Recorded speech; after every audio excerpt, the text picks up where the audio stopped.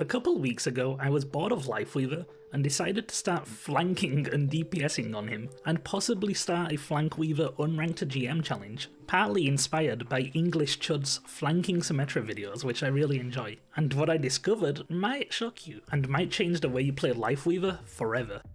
I made a new account called DPS Weaver and got to playing. I was originally going to call the account Flankweaver, but I was skeptical as to how effective flanking could be and went with a safer, more general name. My first couple games went quite well actually. I was getting a lot of kills and living permanently in the enemy's spawn and backline rent free. They couldn't kill me.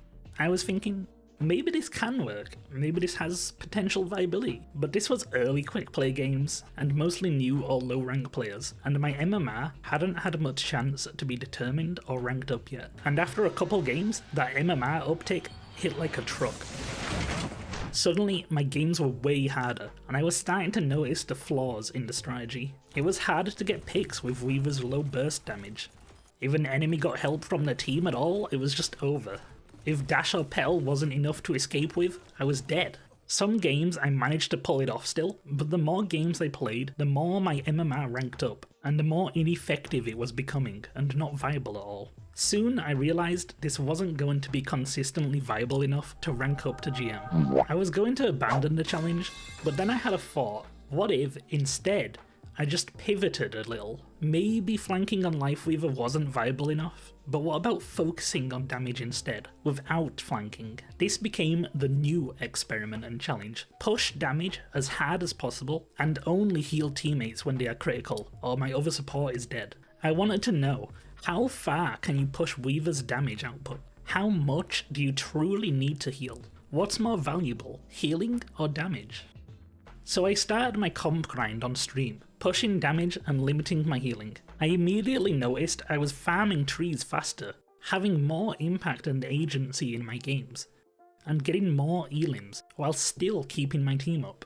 I was quickly climbing the ranks, and after only 29 hours I reached grandmaster. I was shocked. I'd been stuck in masters on my unranked GM account for months, going nowhere. But this strategy, I had climbed from low rank to GM in just 29 hours.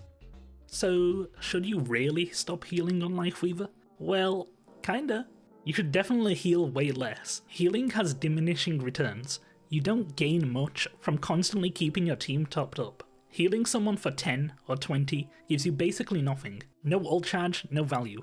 Healing too much is one of the biggest problems I see with players in my VOD reviews too.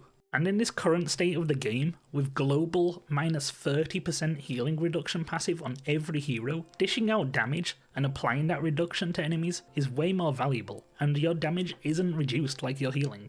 So the lesson isn't to never heal on Lifeweaver, but to rethink how much healing you're doing. Does that teammate really need healed? Are they low? Are they in danger? If not, your other support can probably heal them up faster than you can, unless you have a smelly Zenyatta or Lucio. If you want to have more impact on Weaver and win more, start healing less and damaging more. Apply pressure when your team is stable, heal when it's actually needed. You'll win more games having more balanced damage and healing numbers than having the highest heals in your team or the lobby. If you've been stuck going nowhere in ranked lately, or just up for a little experiment, try this. You might be surprised at the results, and let me know how it goes in the comments below. I hope you enjoyed the video, and I'd like to give a quick shout out to my YouTube members. Thank you Ellen is Valid, Rebirth Flame 01, Veryhand, Foster Ceramics, CuneCun3584, and Sophia Ash 15, and I'll see you next time. Bye!